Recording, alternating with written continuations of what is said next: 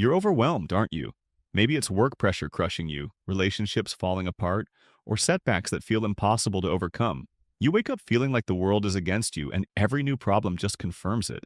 What if there was a way to rewire your brain so completely that obstacles stop feeling like disasters and start feeling like stepping stones? What if someone nearly 2,000 years ago cracked the code to turning life's worst moments into powerful opportunities?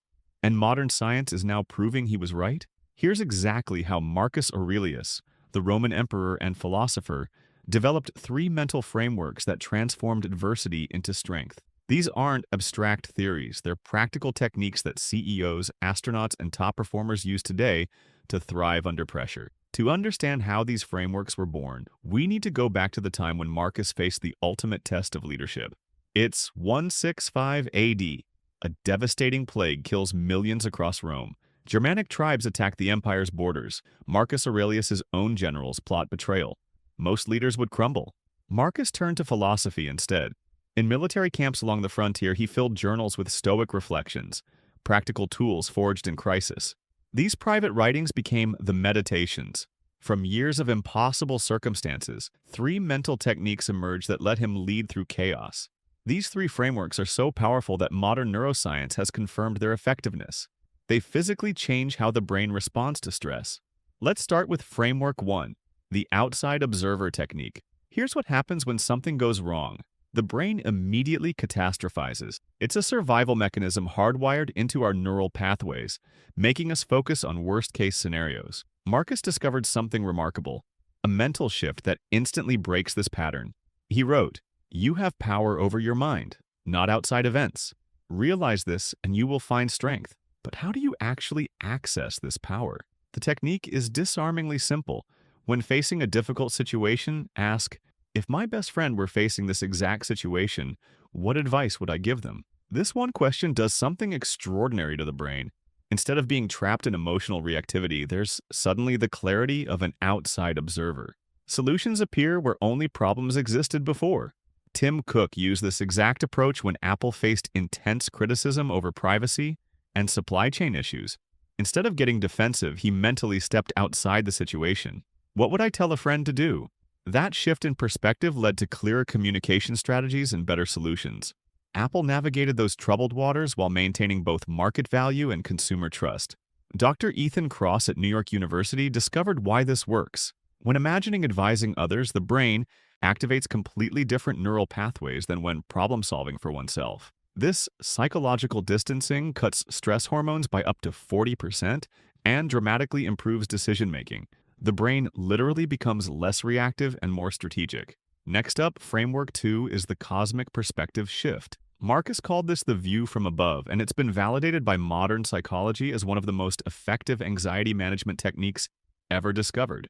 During the brutal Marcomannic Wars, Marcus would practice a mental exercise. He'd imagine floating above Earth, looking down at his problems from space. From that cosmic viewpoint, overwhelming challenges suddenly became manageable.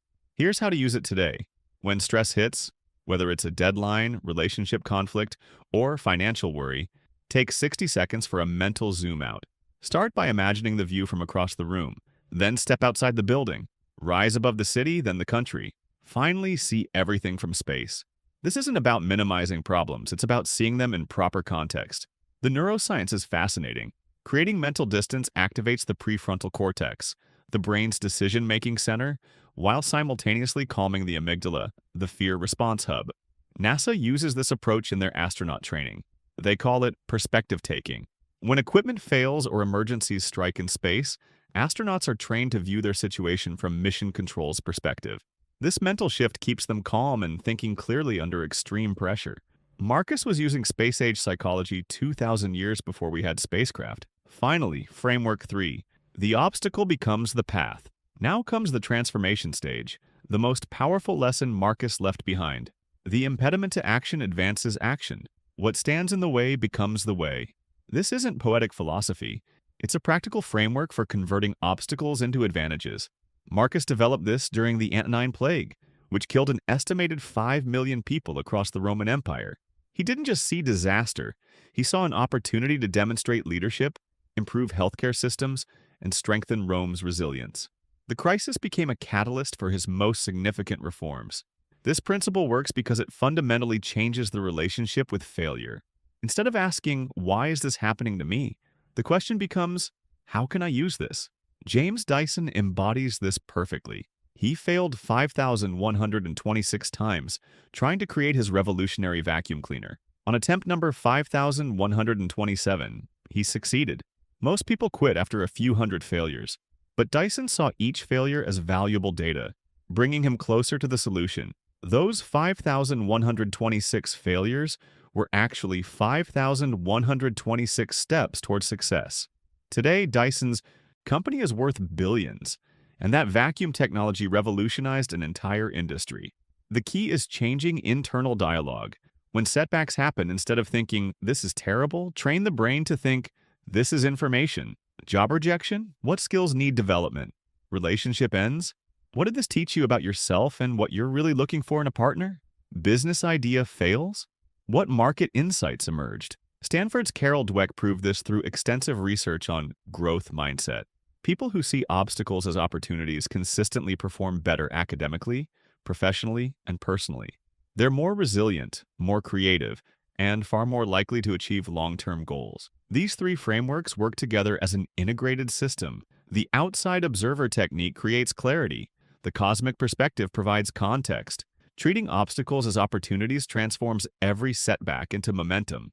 Marcus Aurelius faced plagues, wars, and betrayals.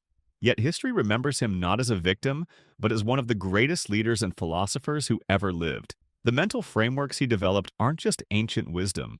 They're practical tools that modern science confirms, help build resilience, reduce stress, and transform challenges into opportunities. The next time a difficult situation arises, remember this. Everyone has the same power Marcus had, the power to choose perspective, to see the bigger picture, and to find opportunity hidden inside every obstacle. These aren't philosophical abstractions. They're practical skills that can turn the worst days into the best chances for growth. That's it for now. Appreciate you tuning in.